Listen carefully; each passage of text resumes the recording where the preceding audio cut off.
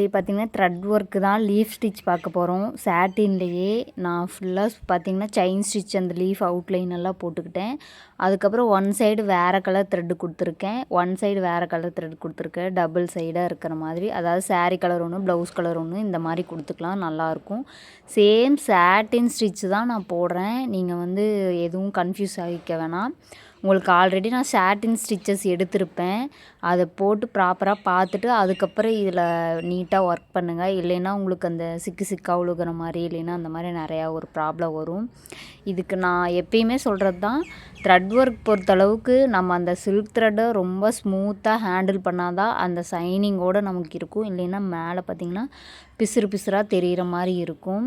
அதனால் ஒரு டைமுக்கு 2 டைம் நல்லாவே நீங்கள் நோட் பண்ணி பார்த்துட்டு அதுக்கப்புறம் நீங்கள் போடுங்க. ப்ராக்டிஸும் ஒரு டைம் டு 2 டைம் பண்ணிவிட்டு அப்புறமா நீங்கள் ஒரு டயக்ராம் போட்டு பண்ணுங்கள். நிறையா பேர் நான் கொடுக்குற ஸ்டிச்சஸ்ஸு நான் எப்படி போடுறேனோ அதே மாதிரி போட்டு கொடுத்துட்றீங்க. அதில் வச்சு ஒரு டயக்ராம் போடுங்க அப்படின்னு நான் எல்லா டைமுமே நான் சொல்கிறேன். கொஞ்சம் பேர் ப்ராப்பராக அதை ஃபாலோ பண்ணுறீங்க, கொஞ்சம் பேர் அந்த ஸ்டிச்சஸ் மட்டும் போட்டு அனுப்பிடுறீங்க. ஸோ அப்படி பண்ண வேணாம். ஏன் அப்படி பண்ண வேணாம்னு சொல்கிறேன்னா, நீங்கள் அதை ப்ளவுஸில் வந்து இதையே இப்படியே நீங்கள் யூஸ் பண்ண போகிறது கிடையாது.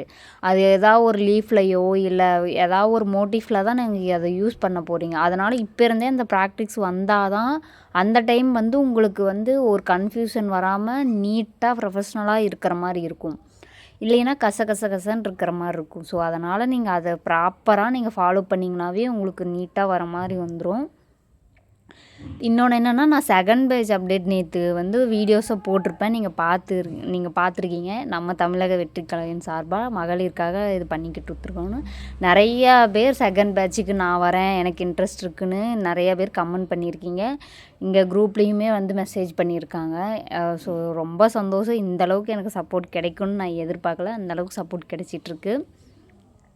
இப்போ இன்னும் எத்தனை பேட்ச் போனாலும் நம்ம இதே இன்ட்ரெஸ்ட்டோட கிளாஸ் எடுக்கிறதுக்கு நான் ரெடியாக இருக்கேன். நீங்களும் ரெடி ஆகிக்கிங்க. இந்த லீஃப் நீங்கள் போட்டு ட்ரை பண்ணிவிட்டு நீங்கள் எனக்கு வந்து ஒரு ஃப்ளவராகவோ வேறு ஏதாவது ஒரு மோட்டிஃபில் இந்த ஸ்டிச்சு போட்டு எனக்கு வீடியோஸோ ஃபோட்டோஸோ சென்ட் பண்ணுங்கள். நான் அது யூடியூப்லேயும் சரி இன்ஸ்டாலேயும் சரி நான் போஸ்ட் பண்ணிப்பேன். ஏன்னா உங்களுக்கு அடுத்த பேட்ச் வரவங்க உங்களை பார்த்து தான் இம்ப்ரெஸ் ஆகணும். ஃபஸ்ட்டு பேட்சில் வந்து இந்தளவுக்கு நீட்டாக போட்டிருக்காங்க அப்படிங்கிற மாதிரி அப்போ தான் அவங்க யோசிப்பாங்க. அப்போ அவங்களே மாதிரியே நம்ம பண்ணணுன்ட்டு அடுத்த பேட்சுக்கு நீங்கள் ஒரு வழிகாட்டியாக இருங்க. அந்தளவுக்கு உங்களை நீங்கள் ட்ரெயின் அப் பண்ணிக்கிங்க. ஸோ இதை நீங்கள் நல்லா நோட் பண்ணியிருப்பீங்கன்னு நான் நம்புகிறேன். நீங்கள் இதை நல்லா போட்டு பார்த்துட்டு எனக்கு குரூப்பில் வந்து வாட்ஸ்அப் பண்ணுங்கள்.